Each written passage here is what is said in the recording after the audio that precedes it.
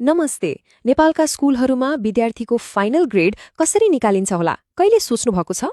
आज हामी यही आन्तरिक मूल्याङ्कन र ग्रेडिङ सिस्टमबारे एकदमै सरल तरिकाले कुरा गर्नेछौँ। यो प्रश्न हैन धेरै अभिभावक, शिक्षक अनि विद्यार्थीहरूको मनमा पनि हुन्छ।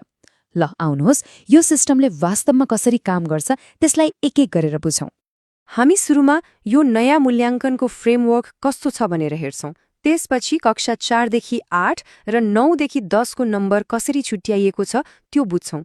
अनि फाइनल मार्क्स कसरी हिसाब गरिन्छ र लेटर ग्रेडको मतलब के हो त्यो पनि हेर्छौँ। अन्त्यमा यो पुरै सिस्टम किन महत्त्वपूर्ण छ भन्नेमा पनि कुरा गर्नेछौँ। ल अब सुरु गरौँ नयाँ मूल्याङ्कनको संरचनाबाट। यसको सबैभन्दा ठूलो विशेषता के हो भने यसले वर्षको अन्त्यमा हुने एउटा परीक्षालाई मात्रै होइन, वर्षभरि गरिने मूल्याङ्कनलाई जोड दिन्छ। कक्षा 4 देखि 8 सम्मका विद्यार्थीहरूको लागि हेर्ने हो भने फाइनल स्कोर ठ्याक्कै आधा-आधामा बाँडिएको छ। 50% आन्तरिक मूल्याङ्कनबाट र 50% फाइनल लिखित परीक्षाबाट। यसले नै देखाउँछ कि वर्षभरिको मूल्याङ्कन कति महत्त्वपूर्ण रहेछ। ल त्यसो भए कक्षा 4 देखि 8 को लागि त्यो 50 नम्बरको आन्तरिक मूल्याङ्कनमा के कुरा पर्छ त? आउनुहोस् हेरौँ। यो खासमा 3वटा कुरामा आधारित छ। पहिलो हो सहभागिता, जसको लागि 4 नम्बर छ। त्यसपछि सबैभन्दा ठूलो हिस्सा मतलब 36 नम्बर प्रयोगात्मक र प्रोजेक्ट वर्कको लागि छुट्याइएको छ र बाँकी 10 नम्बर त्रैमासिक परीक्षाबाट आउँछ। अब यो तालिकामा हेर्दा मुख्य कुराहरू त सबै विषयमा उस्तै छन्, तर त्यो 36 नम्बरको प्रयोगात्मक कामको प्रकृति चाहिँ विषयअनुसार फरक छ। जस्तै नेपालीमा सुनाइ र बोलाइलाई 20 नम्बर र पढाइ र लेखाइलाई 16 नम्बरमा बाँडिएको छ भने गणितमा सिङ्गै 36 नम्बर प्रयोगात्मक र परियोजना कार्यकै लागि छ।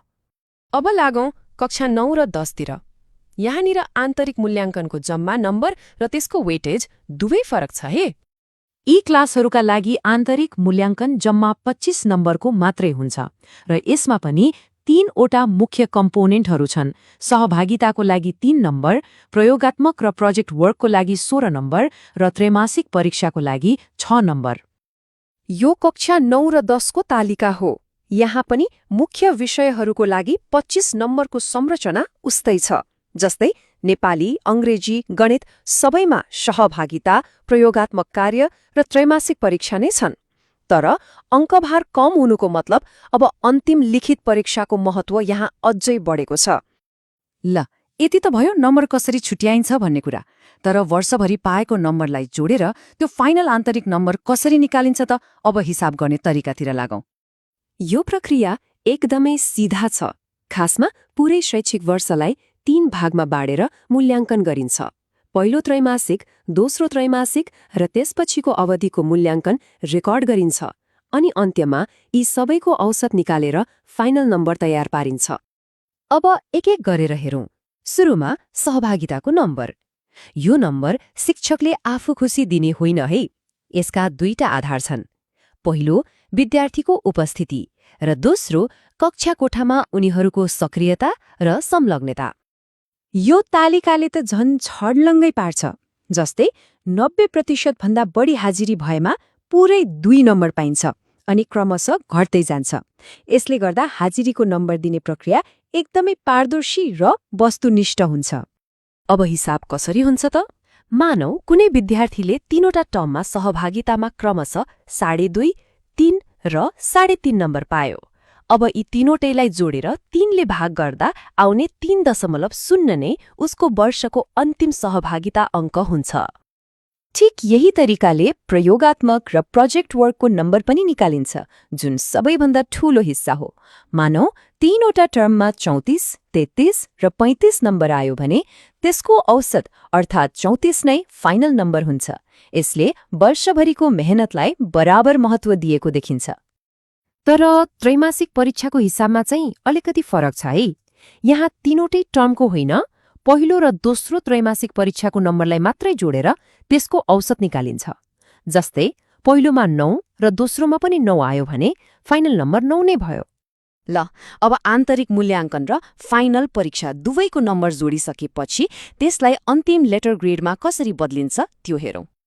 यो तालिकाले नम्बरलाई एउटा अर्थ दिन्छ जस्तो कि 90% भन्दा माथि ल्याउँदा 4.0 जीपीए सहित A+ ग्रेड आउँछ, जसलाई सर्वोत्तम भनिन्छ।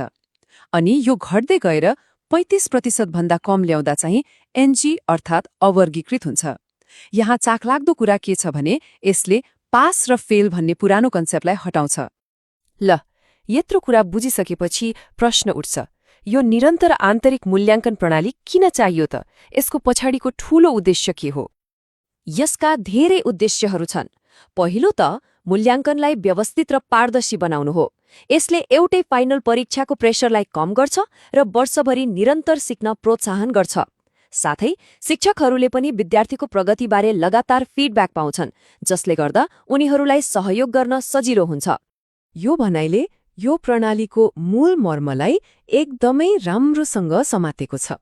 लक्ष्य भनेको अन्तिम परीक्षाको नतिजा मात्रै होइन, बरु पूरै शैक्षिक वर्षभरिको यात्रा र मेहनतलाई सम्मान दिनु हो। अन्त्यमा एउटा महत्त्वपूर्ण प्रश्नमा आएर टुङ्ग्यौं, के यो निरन्तर मूल्याङ्कनले विद्यार्थीहरूलाई भविष्यको लागि साँच्चै राम्रोसँग तयार पार्छ त? निरन्तर मेहनत, कक्षामा सहभागिता र प्रोजेक्ट वर्क जस्ता कुराले किताबको ज्ञानभन्दा बाहिरका सिपहरूलाई बलियो बनाउँछ होला त?